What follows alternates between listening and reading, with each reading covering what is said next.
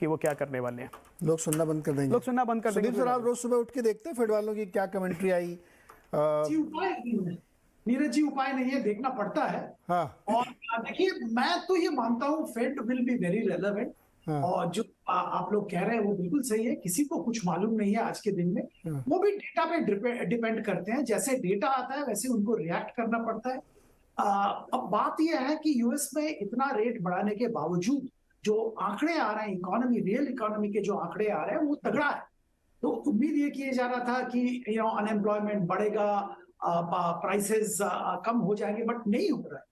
और एक बड़ी बात है कि पहले जब इन्फ्लेशन का मुद्दा चालू हुआ था तब सब लोग कह रहे थे कि सप्लाई साइड ड्रिवन इन्फ्लेशन है, डिमांड ड्रिवन नहीं है। पर अभी तो वो सप्लाई वाला इशू है ही नहीं। अब तो जो भी इन्फ्लेशन यूएस में देखने को मिल रहा है वो सप्लाई डिमांड ड्रिवन इन्फ्लेशन है। और ये डिमांड ड्रिवन इन्फ्लेशन कम करने के लिए फेड के पास ब्याज दर बढ़ाने के अलावा कोई रास्ता ही नहीं है। तो उनको तो जब तक इन्फ्लेशन कब्जे में नहीं आएगा, इन्फ्लेशन का ट्रेजेक्टरी चेंज नहीं होगा, और ट्रेजेक्टरी चेंज डिसाइसिवली, जब तक डिसाइसिवली चेंज नहीं होगा उनको इंटरेस्ट रेट बढ़ाना पड़ेगा। अब बात रही इक्विटी मार्केट की, अगर यूएस इंटरेस्ट रेट कंटिन्यूअसली बढ़ता रहे तो ऑब्वियसली जो मूड एफआईआईज और निवेशक का मूड रिस्क अवर्स होगा। अगर आपको रिस्क फ्री रिटर्न अच्छा मिल रहा है यूएस जैसा मार्केट में, आप क्यों इमर्जिंग मार्केट में रिस्क लोगे सिमिलर और थोड़ा मार्जिनली बेटर रिटर्न के लिए? तो obviously equity market, emerging market, India जैसा इमर्जिंग मार्केट इक्विटी पे दबाव आएगा।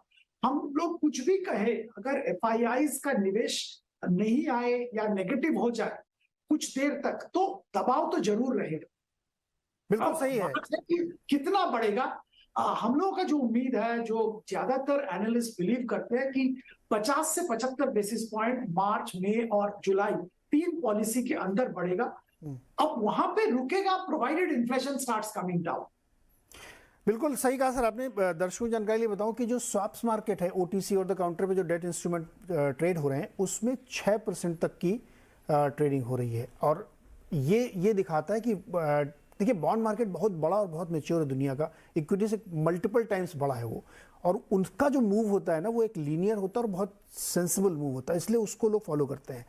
अब लगातार वो ब्याज दरें अगर बढ़ती रहेंगी वहाँ पे, और इंडिया से बीच में कम से कम 2% का डिफरेंस होता ही है, हमारा ज़्यादा होगा 2%, तो ये जो भी हमारे मेहमान समझा रहे हैं आपको कि ये अगर बढ़ता रहेगा या मान लीजिए 6% पे पाइवट हो जाए कि नहीं 6% के आगे नहीं बढ़ेगा, फेड नहीं बढ़ाएगा, कमेंट्री भी कर दें, और ये कंटिन्यू कर गया 6 महीने तक, तो भी बहुत बड़ी समस्या होगी। तो इसलिए हम लोग इस बात को बार बार ट्रैक कर रहे हैं, देखते हैं रोज सुबह उठ के। और 22 मार्च ध्यान रखिएगा, उस दिन रात 11 बजे फैसला होना है कि कितना बढ़ेगा, क्योंकि उसका असर हमको अगले दिन पता चलेगा।